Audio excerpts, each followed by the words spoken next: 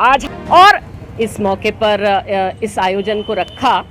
मुझे पता है कि लंबे ब्रेक के बाद कोविड का जो पूरा डिसरप्शन था, उसके बाद में एक तरह से दोबारा माने कैंपस के खुलने पर चीज़ों का काफ़ी बदला हुआ सा माहौल है। और उस बदले हुए माहौल में मुझे पता है कि कितना मुश्किल है रोज़ एक तरह से उम्मीद की कसरत करते हुए आना और चीज़ों को आयोजित करना, बिल्कुल नए बदले हुए परिस्थितियों में काम करना। आप लोग जो काम करते हैं उस काम को माने वो काम आप डेली कर रहे हैं, इसके लिए आप बधाई के पात्र हैं और ज़रूर इसको करते रहिएगा। क्योंकि सचमुच में जिस उम्मीद की बात है, जो नेहा ने कहा अभी, कि वो उम्मीद आप जैसे लोगों में है। आप जैसे लोगों में जो एक बेहतर कल की उम्मीद है, एक बेहतर देश की उम्मीद है, एक सच्चे लोकतंत्र और सच्ची आज़ादी की उम्मीद है, वो उम्मीद जिंदा है। जब तक आप जैसे लोग उतरते हैं इस काम में, जब तक आप जैसे लोगों की कोशिश जारी रहती है। मैं ये सोच रही थी कि 75 साल आज़ादी के इसके क्या मायने हैं हम लोगों के लिए जो देश के नागरिक हैं। एक तरफ एक सरकारी आदेश है कि इसको मनाना है और इस तरह से मनाना है, घर घर तिरंगा और ये सारी चीज़ें। और दूसरी तरफ इसी दिल्ली शहर में जो देश की राजधानी है, उसमें लोगों के घर ढाए जा रहे हैं और जिनके घर ढाए जा रहे हैं उनके बचाव में आप जैसे साथी, आप जैसे यंग लोग जा रहे हैं मदद करने के लिए और देख रहे हैं कि लोगों के घर जो थे, कल तक घर थे, आज वो सड़क पर हैं।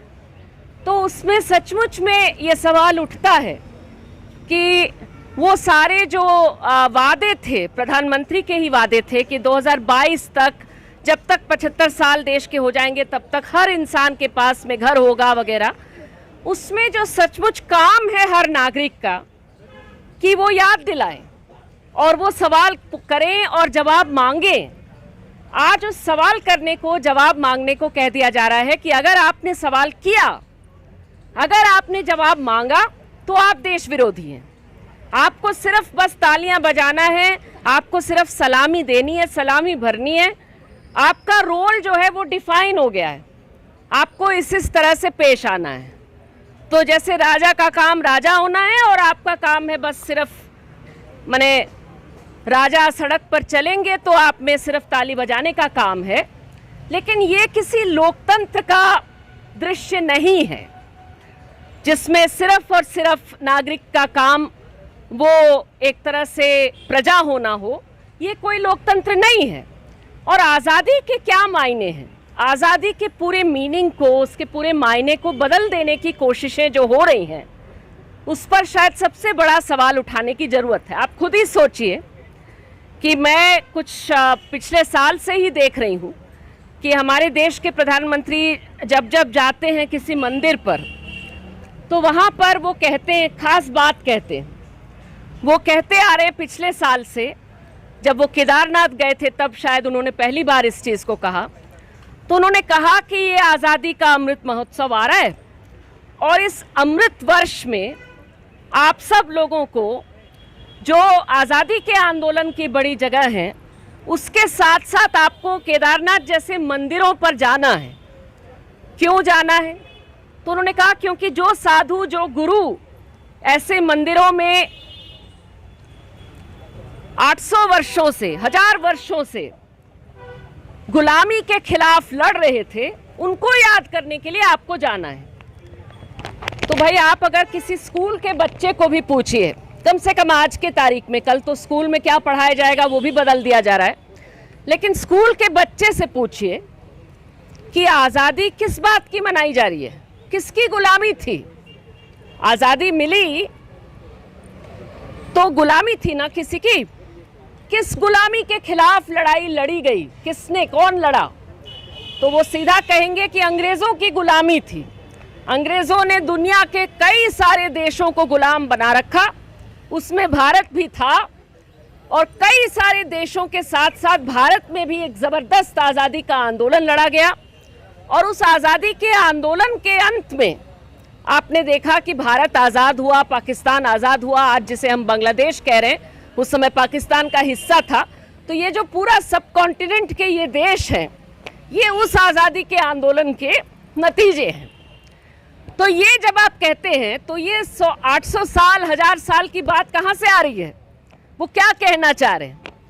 दरअसल वो जो 200-250 साल की लड़ाई थी आज़ादी की, उस आज़ादी के आंदोलन में मोदी जी के जो पूर्वज थे, और मेरा कहना ये बायोलॉजिकल इससे नहीं है, आइडियोलॉजिकल इससे है, उनके जिस विचार को वो मानते हैं उनके लोग उसमें शामिल ही नहीं थे। वो सब कहते थे कि भाई नहीं नहीं, अंग्रेज़ों से क्या लड़ना, हमको लड़ना है तो लड़ाई के बीज बोने हैं, जहां लड़ाई ना हो उसमें लड़ाई लगाना है। हिंदुओं को लड़ाना है मुसलमानों के खिलाफ, जहां ईसाई मिल जाए ईसाइयों के खिलाफ, जहां बौद्ध मिल जाए बौद्धों के खिलाफ। बिल्कुल सीधी सी साफ सी बात है। और इसके लिए आप मेरी बात मत मानिए, आप लोगों से कहिए कि वो ज़रूर गोलवालकर की किताबें उठा करके पढ़ें, ज़रूर पढ़िए, क्योंकि उसी में बिल्कुल साफ साफ लिखा है ये सारी बातें, कहीं छिपी हुई नहीं है इसमें। उसमें वो कहते हैं कि जो शहीद हो रहे हैं देश के लिए, जो जेल जा रहे हैं देश के लिए, वो कह रहे हैं कि बड़े मूर्ख हैं ऐसे लोग, और इनको माना जाए कि ये फेलियर है। पास फेल की बात होती है ना, तो गोलवालकर ने कहा कि जो आज़ादी के लिए लड़ रहे हैं, शहीद हो रहे हैं, तो उनकी शहादत हो या उनका जेल जाना हो, इसको उनकी कमज़ोरी मानी जाएगी ना, इनको तो फेलियर माना जाएगा। तो सक्सेसफुल कौन है? वो गोलवालकर हैं, जो एक दिन के लिए भी जेल नहीं गए। तो जेल ना जाना, बढ़िया से बचे रहना, अंग्रेज़ों से मित्रता करना, दोस्ती करना, उनसे माफ़ी मांगना, उनकी गुलामी करना, और नफ़रत के बीज बो करके अंग्रेज़ों की मदद करना। क्योंकि अंग्रेज़ों का ये अच्छा खासा नारा था कि डिवाइड एंड रूल, बांटो राज करो। बांटने के लिए भाई साहब तैयार बैठे थे। तो ये आरएसएस के जो लोग थे या हिंदू महासभा के लोग थे, वो ये 200 साल की आज़ादी की लड़ाई में शामिल ही नहीं थे, शामिल होने के खिलाफ थे। और इसलिए आज वो 800 साल 1000 साल की जो बात कर रहे हैं, वो उसको एक तरह से घसीट के ला रहे हैं। उनसे अभी भी बोला नहीं जा रहा कि अंग्रेज़ों से लड़ करके देश को आज़ाद किया गया, देश देश बना, नहीं बोला जा रहा मोदी जी से। और उनको कहना पड़ रहा है कि नहीं, वो उस समय से लड़ाई थी। किसकी लड़ाई थी? वो कहना चाह रहे हैं कि भाई मुसलमान कभी थे जो राज किए, तो उनके खिलाफ हिंदुओं ने आज़ादी की लड़ाई लड़ी। क्या ये सच है? इसमें भी मैं कहूँगी कि अगर यहाँ इतिहास के छात्र नहीं हैं, इतिहास की किताबों को उठा करके पढ़िए। इंटरनेट पर कतई भरोसा मत करिए, इंटरनेट में या व्हाट्सएप फॉरवर्ड पर भरोसा मत करिए। उठा करके पढ़िए, और एक किताब नहीं कई किताबों को उठा करके पढ़िए, और देखिए कि जहाँ पर कोई हिंदू राजा लड़ रहा है, वहाँ पर उसका जो सैनिक है, उसका जो कमांडर इन चीफ है, वो किस धर्म का है? पता चलेगा मुसलमान है। जहां मुसलमान लड़ रहा है, मुगल लड़ रहा है, उसका कमांडर इन चीफ कौन है? वो राजपूत है। तो ये इस तरह के आपको इतने उदाहरण मिलेंगे, लाइन से आपको उदाहरण मिलेंगे, जिसमें जो मुसलमान है वो मंदिर बना रहा है, बनवा रहा है, वो उदाहरण भी मिल जाएंगे ढेर सारे। क्योंकि ये सारे लोग उस समय का जो राजनीति का चेहरा था, वो इसी तरह से चलता था। लोग बिल्कुल समझदार थे, राजनीति करते थे, और इसमें जो लोग थे वो इनमें से किसी को बाहर का नहीं समझे, क्योंकि वो थे ही नहीं बाहर के।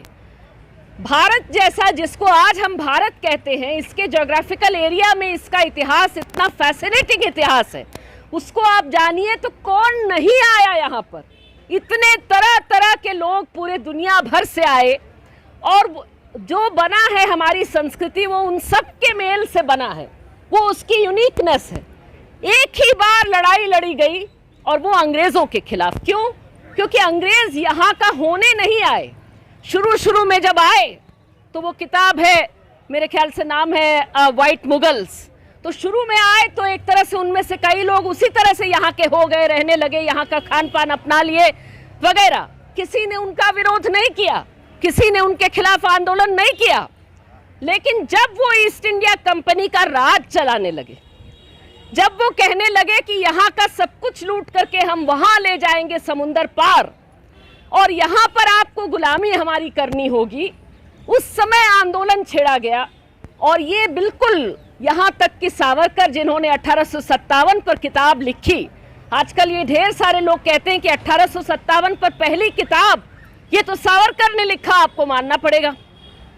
1857 पर पहली किताब अलीगढ़ के जो फाउंडर है अलीगढ़ यूनिवर्सिटी के, उन्होंने लिखी पहली किताब। आप देख लीजिए, उसका नाम मैं अभी मिस कर रही हूँ, सर सैयद अहमद खान ने किताब का नाम मैं मिस कर रही हूँ, सर सैयद की किताब का। उसमें उन्होंने पहली किताब लिखी जिसमें उन्होंने इस पर लिखा, और वो इसमें बार बार ये कह रहे थे कि जो इसमें मुस्लिम शामिल थे बड़े संख्या में, तो पूरे मुस्लिम समुदाय को एक तरह से कलेक्टिव पनिशमेंट दिया जा रहा था अंग्रेजों द्वारा। उन्होंने उसके खिलाफ लिखा, सावरकर ने भी लिखा। सावरकर की किताब को पढ़िए, बहुत इंटरेस्टिंग है, क्योंकि उसमें भी वो जानते हैं कि 1857 पर लिखेंगे तो हर पन्ने में आपको जो है हिंदू मुस्लिम एकता का जिक्र करना पड़ेगा, क्योंकि हर लड़ाई इसी तरह की थी, हर लड़ाई इसी तरह की थी। कैसे लिखें, तो दिल पे पत्थर रख करके वो बार बार वो एक तरह से मेंटल जिम्नास्टिक्स कर रहे हैं, समझाने के लिए खुद को कि क्यों मुसलमानों के साथ हम लड़ाई लड़े। और वो बेचारे बड़े परेशान हैं उसको समझाने में, बड़े टैक्टिक्स समझा रहे हैं अपने आप को कि जरूर इस वजह से किया होगा, उस वजह से किया होगा। लेकिन 1857 में लड़ने वालों की अपनी बातों को लिखिए, पढ़िए, तो वहाँ उनको इस तरह की कोई हिचक नहीं थी, कोई कुछ नहीं सोच रहा था, कोई लंबी वहाँ पे बहस नहीं चल रही थी कि मुसलमानों के साथ लड़े कि खिलाफ लड़े कि क्या लड़े, सब साथ में लड़ रहे थे। तो ये जो सच्चाई है, इसको ढकने के लिए आज वो 800 साल 1000 साल की बातें कर रहे हैं और आपको गुमराह करने की कोशिश, देश को गुमराह करने की कोशिश कर रहे हैं कि कहीं पर आज़ादी का मतलब है हिंदू देश, और हिंदू देश का बनना यानी हिंदू फर्स्ट देश का बनना, हिंदू अव्वल नागरिक होगा, सिटीजन होगा, वैसा देश हम बनाना चाहते हैं। लेकिन क्या आज़ादी के लिए लड़ने वाले लोग ऐसा देश चाहते थे? आप खुद ही पढ़ लीजिए भाई, कैसा भारत चाहते थे आज़ादी के लिए लड़ने वाले लोग, कैसा देश चाहते थे, उसकी बात पढ़िए और गोलवालकर की किताब को साइड रख करके पढ़िए। मैं दोनों का जिक्र करती हूँ आपसे। एक बात ले लीजिए भगत सिंह की। भगत सिंह और उनके साथियों ने कहा कि हम तो ऐसा देश चाहते हैं, ऐसी दुनिया चाहते हैं जिसमें इंसान द्वारा इंसान का शोषण हो ही ना। इसका मतलब उन्होंने कहा कि आज़ादी के लिए हमारे लिए आज़ादी का मतलब क्रांति है, हमारे लिए आज़ादी का मतलब ऐसी दुनिया जिसमें किसी के द्वारा किसी देश द्वारा किसी दूसरे देश का शोषण ना हो, किसी इंसान द्वारा किसी इंसान का नहीं, किसी समुदाय द्वारा किसी दूसरे समुदाय का नहीं। हिंदू मुस्लिम में बांटने वाली जो राजनीति थी उसके खिलाफ उन्होंने लिखा, बोला। जाहिर सी बात है कि आज वो देश हमारा नहीं है अभी तक, और उसके लिए जो लड़ रहे हैं उस तरह के देश के लिए, जो मजदूरों के हक के लिए लड़ते हैं, किसानों के हक के लिए लड़ते हैं, आज उन्हीं लोगों को, भगत सिंह के रास्ते चलने वाले लोगों से कहा जा रहा है कि तुम देशद्रोही हो नंबर 1। भीमा कोरेगांव में जिसको जेल में डाला हुआ है, हमारे आपके छात्र दोस्त जो हैं उमर खालिद और उनके तमाम साथी जिनको अंदर डाला हुआ है, वो सारे क्या हैं? भगत सिंह के रास्ते पे चलने वाले नौजवान नवयुवती नहीं तो हैं कौन ये लोग? लेकिन दूसरी तरफ ले लीजिए भाई, आज़ादी के लिए लड़ने वालों में खूब बहसें थी, सब एक मत के नहीं थे, और कोई भी ढंग का आंदोलन दुनिया में किसी आंदोलन को ले लीजिए, वो अगर कायदे का ढंग का आंदोलन है तो उसमें कोई एक मत के सारे लोग नहीं होंगे, सबके अलग अलग मत होंगे, सभी मतों को साथ लेकर के चलना ये जरूरी है। लेकिन उसमें वो सब इस बात पर एक थे कि अंग्रेजों के खिलाफ लड़ना है और देश को आज़ाद करना है, और उसके बाद एक अच्छा देश, ऐसा देश बनाना है जिसमें सारे लोग रह सके। उसमें जो शामिल थे, उसमें गांधी जी की बात ले लीजिए। गांधी जी की बात जो उन्होंने कहा कि आखिरी इंसान को देख करके आप जज करिए कि देश जो है वो काम अच्छा कर रहा है और सब लोगों को इंक्लूड करके चल रहा है कि नहीं। आज किसके लिए काम हो रहा है? आखिरी इंसान के लिए, या वो जो टॉप पर नंबर 1 इंसान है पूरी दुनिया में, अभी चौथे पर है शायद पहुंचा हुआ, अडानी जी के लिए, जो नरेंद्र मोदी के पुराने दोस्त हैं, साथी हैं, जैसे जैसे मोदी जी का ये बढ़ा राजनीति में, वैसे वैसे अडानी की जो संपत्ति है वो बढ़ती गई। उस नंबर 1 के लिए काम किया जा रहा है। आखिरी इंसान कहाँ? आखिरी इंसान को तो भूल जाओ, आखिरी इंसान का घर ढहा दो, आखिरी इंसान को कहो कि राशन के लिए पहले 20 रुपया भर करके जाइए, ले जाओ, फ्लैग ले जाओ, तिरंगा ले जाओ, आखिरी इंसान को डराओ धमकाओ, आखिरी इंसान को देश के पुलिस थाने के अंदर में टॉर्चर करके कहलवा दो कि मैंने फलाना जुर्म किया है और उसके बाद फांसी पर चढ़ा दो उसको। आखिरी इंसान को एनकाउंटर में मार दो। आखिरी इंसान को एनकाउंटर में मारने के बाद जब वो सुप्रीम कोर्ट पहुंचेगी और कहेगी कि भाई मुझे न्याय चाहिए, कहीं और नहीं मिल रहा, मैं सुप्रीम कोर्ट पहुंची, तो सुप्रीम कोर्ट के द्वारा कहलवा दो कि नहीं तुमको ही जेल भेज देते हैं। तुम कैसे पहुंची यहाँ पर? जनसंहार के लिए न्याय मांगने की जुर्रत कैसे की तुमने? सरकार के खिलाफ अगर तुमने कुछ भी बोला, सरकार पर, पुलिस पर आरोप लगाया, वो गुजरात हो चाहे गोमपाड़ हो, तो इसका मतलब भाई माई बाप ने कह दिया, सरकार ने कह दिया, सरकार के वकील ने कह दिया कि ऐसा करने वाले सारे आतंकवादी के फ्रंट होते हैं, सारे देश विरोधी काम करते हैं। और सुप्रीम कोर्ट के जजों ने कान पकड़ करके सुन लिया और वही लिख दिया स्टेनोग्राफर की तरह। आखिरी इंसान की तो ये हालत है। तो देश के लिए जो लोग सपना देखे, उनके सपने की ये हालत है। गोलवालकर ने क्या सपना देखा? गोलवालकर का सपना के लिए मैं कहती हूँ बंच ऑफ थॉट्स पढ़िए।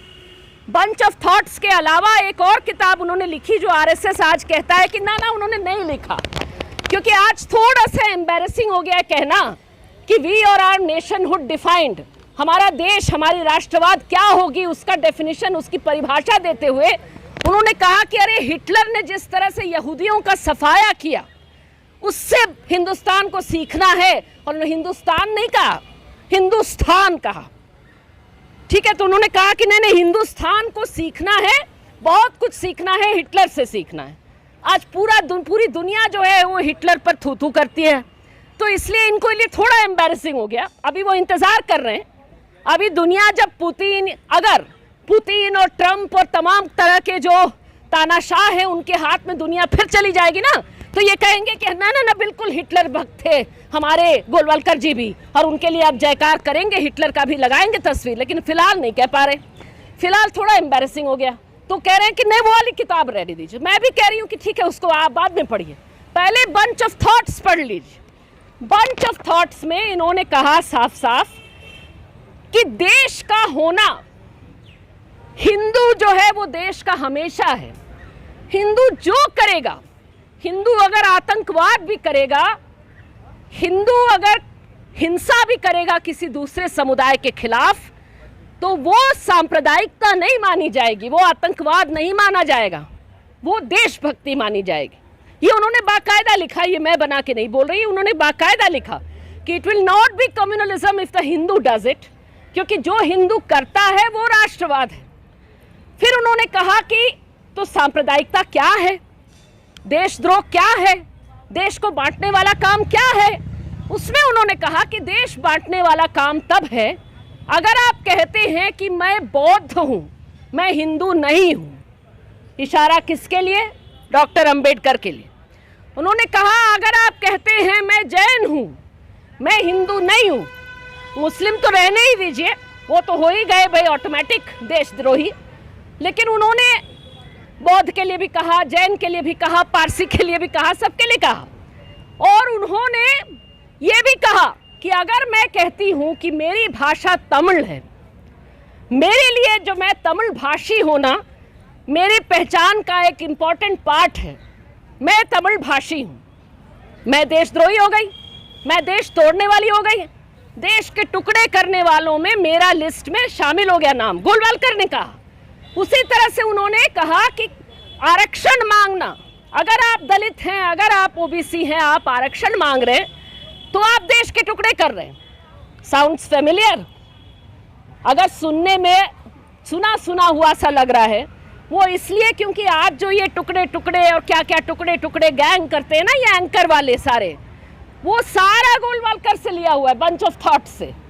और इसलिए वो जेएनयू को और तमाम यूनिवर्सिटीज़ को कहते हैं कि इसमें नारीवाद पर पढ़ाई हो रही है, इसमें विमेन स्टडीज़ है, इसमें दलित स्टडीज़ है, इसमें स्टडीज़ इन एक्सक्लूजन है, इसमें जो है नॉर्थ ईस्ट स्टडीज़ हैं, वो सब का उदाहरण दे करके आरएसएस की पत्रिका पांचजन्य में एक लेख लिखा था 2016 में, जो जनवरी में जेएनयू में घटा उससे पहले 2015 के नवंबर में। उस अंक को पढ़ लीजिए। उसमें उन्होंने कहा कि ये सारी पढ़ाई जो हो रही है या दीवार पर पोस्टर लगे हुए हैं, जाति के खात्मे की बात कही जा रही है, महिलाओं की बराबरी आज़ादी की बात कही जा रही है, एलजीबीटी आज़ादी की बात कही जा रही है, ये सारी बातें टुकड़े टुकड़े करने की बात है। और उसमें उन्होंने लेख का नाम लिखा था जेएनयू दरार का गढ़। समझ लीजिए, उस समय तो वो उमर खालिद ने जो आयोजित किया था जेएनयू में, वो तो हुआ ही नहीं था उस समय, लेकिन इसी आधार पर जो गोलवालकर ने आधार बताया, इस आधार को उन्होंने कहा ये देश बांटने का काम। तो मैं सिर्फ इस बात पे एक अंतिम बात कहना चाहती हूँ कि गोलवालकर के जो सपने का भारत है, उसमें तो जो चीज़ें भारत को सबसे सुंदर और अच्छा बनाती हैं, जो भारत में, मुझसे कोई पूछेगा कि क्या भारत दुनिया का सबसे अच्छा देश है, मैं कहूँगी नहीं है। दुनिया सबसे अच्छे अंग्रेज मैं उनको कहूँगी, उनको नहीं जो आंखें बंद करके जनरल डायर की तरह यहाँ पर जनसंहार मचा रहे थे। तो इसलिए किसी भी अंधभक्ति वाले राष्ट्रवाद से कहीं अच्छा जो लोग जेल जाने के लिए तैयार हैं, जैसे हमारे आज़ादी के आंदोलन के शहीद और लड़ने वाले तैयार थे, वो फ्रीडम फाइटर्स जैसे तैयार थे, आज हम लोग भी तैयार रहे। भाई कितने लोगों को भरोगे जेलों में? भर दो। जब इतने लोगों को भर दोगे तो उसके बाद में बहुत मायने थोड़ी रखेंगे। जेलों के अंदर जब ढेर सारे आज़ादी चाहने वाले लोग अंदर हो जाते हैं तो वो जेल भी बहुत अच्छी जगह हो जाती है। मैं आपको बिल्कुल इसको एकदम दावे से बता रही हूँ। इसीलिए ये जो भय है, ये डर है जो हमें लग सकता है, जो हमारे माता पिता को लग सकता है, मेरे ख्याल से उसे जहन से निकालने की ज़रूरत है और कहने की ज़रूरत है कि आज देश प्रेम का मतलब है सच के लिए खड़ा होना। जो बांटने की कोशिश हो रही है, नफ़रत को देश प्रेम का नाम दिया जा रहा है, ये धूमिल कर रहा है हमारे देश की छवि को, हमारे देश को, उसके ताने बाने को तोड़ रहा है। इसलिए नफ़रत को हम देश प्रेम का नाम देने नहीं देंगे, नफ़रत के खिलाफ बोलेंगे। अगर कोई मुसलमान से कहता है कि तुम साबित करो तुम राष्ट्रवादी, कोई गरीब से कहता है, कोई महिला से कहता है, कोई छात्र से कहता है कि हमने तुम्हारे लिए ये सारे नियम बना दिए, इस नियम को पास नहीं किया है अभी तक, गाना गा के दिखाओ, तिरंगा फहरा के दिखाओ, ये करके दिखाओ, वो नारा लगा के दिखाओ, तब हम कहेंगे कि ये मेरा देश नहीं है जिसमें जो है शर्त लगाए जाएंगे कि ये कहोगे, वो बोलोगे, ये सोचोगे, फला पहनोगे, फला खाओगे, फला नहीं खाओगे, ये सारी चीज़ें, कौन से डॉक्यूमेंट्स दिखाओगे, इस आधार पर देश प्रेम नहीं तय होता।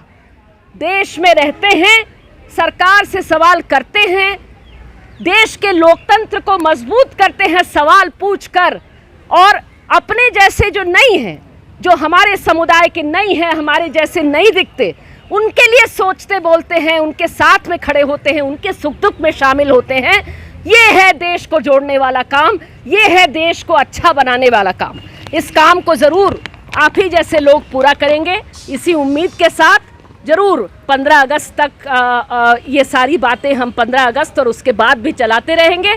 हमारे लिए कोई एक दिन का मामला नहीं है, ये साल भर का मामला है। हमेशा के लिए इस तरह की लड़ाई, जब तक सबकी आज़ादी, सबकी बराबरी नहीं होती, तब तक लड़ते रहेंगे। इनकलाब जिंदा।